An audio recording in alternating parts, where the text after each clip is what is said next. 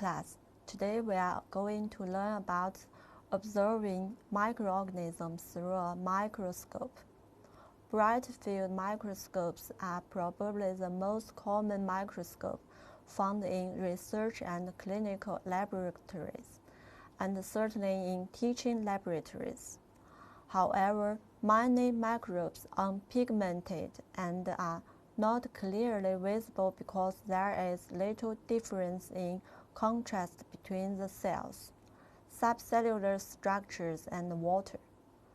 As we discussed, one solution to this problem is to stain cells before observation to increase contrast and create variation in color between cell structures. Unfortunately, staining procedures usually kill cells. But what if an investigator must view living cells to observe a dynamic process such as movement or phagocytosis? Three types of light microscopes create detailed, clear images of living specimens. Dark field microscopes, phase contrast microscopes, and differential interference contrast microscopes. Here are the different cells. Aurelia alpha stage jellyfish, fat-stained epidermis tissue, white deferens stained thin section, blue-green algae, HeLa cell culture, Heliozone.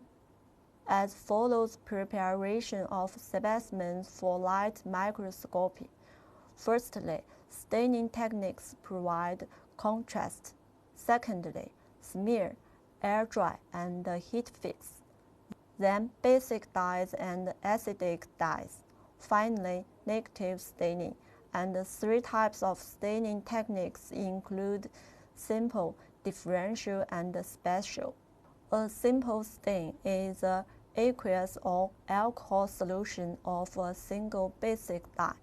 Although different dyes bind specifically to different parts of cells, the primary purpose of a single stain is to highlight the entire microorganism so that cellular shapes and basic structures are visible.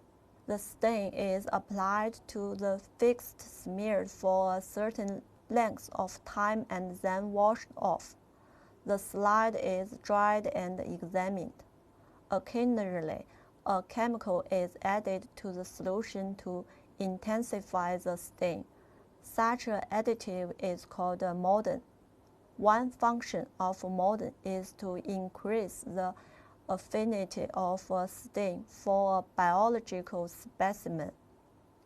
Another is to coat a structure to make it thicker and easier to see after it is stained with a dye. Some of the simple stains commonly used in the laboratory are methylene blue, carboxyl, crystal violet, and sapphire. Unlike simple stains, differential stains react differently with different kinds of bacteria, and thus can be used to distinguish them.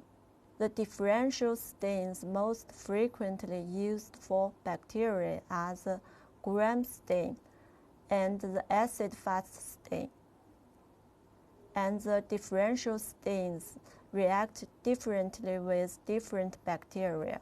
The Gram stain was developed in 1884 by the Danish bacteriologist Hans Christian Gram. It is one of the most useful staining procedures because it classifies bacteria into two large groups, gram-positive and gram-negative.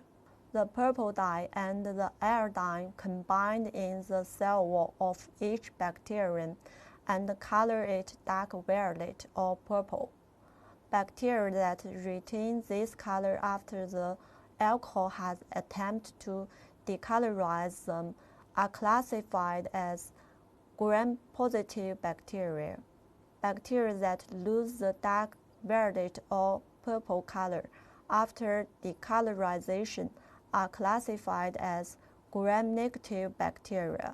Because gram-negative bacteria are colorless after the alcohol wash, they are no longer visible. This is why the basic dye safranin is applied. It turns the gram-negative bacteria pink. Because gram-positive bacteria retain the original purple stain, they are not affected by the safranin counterstain. Another important differential stain is the acid-fast stain. Cells that retain a basic stain in the presence of acid alcohol are called acid-fast, which binds strongly only to bacteria that have a waxy material in their cell walls. Microbiologists use this stain to identify all bacteria in the genus Mycobacterium, including the two important pathogens, Mycobacterium tuberculosis, the causative agent of tuberculosis, and Mycobacterium leprae, the causative agent of leprosy. Non-acid-fast cells lose the primary stain when rinsed with acid alcohol and are counterstained with a different color basic stain. In addition, special stains are used to color parts of microorganisms, such as endospores, flagella, or capsules, and heat is required to derive a stain into the endospore.